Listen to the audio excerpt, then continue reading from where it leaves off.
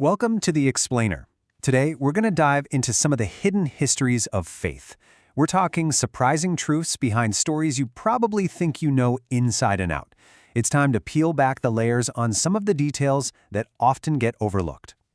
So right off the bat, let's challenge some common assumptions. We're going to dig into the historical context that so often gets lost to time, and trust me, it is amazing what you can find when you just look a little bit closer.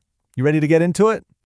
All right, here's our roadmap for today. We're breaking it down into 4 parts. We'll kick things off with a pretty famous biblical mystery, then we'll get real about daily life back in antiquity. After that, a hidden chapter of the Reformation before we decode the incredible symbols in a sacred image. Okay, let's start with one of the most iconic scenes in the entire Bible, the visit of the Magi to the newborn Jesus. I mean, the story's everywhere, especially around Christmas. But who were these wise men? Really? You know, we often picture the Magi as these mysterious kings, maybe even sorcerers, showing up on camels. But that's a myth that kind of grew over the centuries. The word Magi actually pointed to a very specific Persian class of highly respected astronomers. We're talking serious scholars who dedicated their entire lives to studying the heavens. And where they came from is pretty significant. The source material suggests these weren't just guys with telescopes. Nope. They were part of a formal academic tradition, maybe even tracing all the way back to the prophet Daniel, who was famous for his wisdom in ancient Babylon. So this was a scientific, scholarly mission. So get this. A huge takeaway here is that so many of the details we just assume are true, like the idea of 3 wise men, are actually from later traditions, not the original text. The biblical account is way more mysterious. And this whole idea of separating historical fact from later stories, well, that brings us right to our next topic.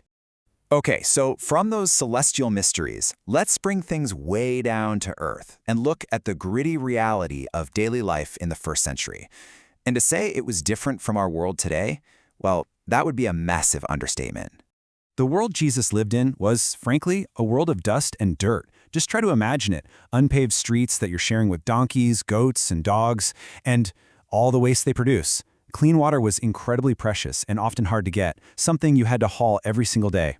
Now sure, the Romans introduced public baths in some of the bigger cities, but for your average person in a rural village, daily cleanliness as we think of it was a huge, constant challenge. This context is just so crucial for understanding the world these stories actually come from. All right, for our third section, we're turning to a period in history most of us have heard about, the Protestant Reformation. But we're going to zero in on a chapter that is very, very rarely discussed. When you hear the word Inquisition, what's the first thing that pops into your head? The Catholic Church, right? Almost always. But historical sources tell us there was a parallel phenomenon going on. As new Protestant churches were trying to establish their own authority, they also engaged in their own forms of religious persecution. Now, it's really important to get this straight. This wasn't one single organized institution like the Spanish Inquisition. Instead, it was more of a widespread pattern of intolerance and suppression that happened in different Protestant areas as new leaders were consolidating their power and, trying to define and enforce their new orthodoxies. And for our final discovery today, we are going to decode a powerful and deeply revered image and reveal how every single detail was intentionally designed to speak directly to the indigenous people of 16th century Mexico. This right here is the key to understanding its unbelievable impact. This wasn't just some piece of European religious art. No, it was a complex message, a visual story told in the symbolic language of the Aztec people. It was a powerful, brilliant fusion of cultures. So let's just break this down symbol by symbol. First off, she's dressed as local Aztec nobility, which makes her a familiar, respected figure, not a foreigner.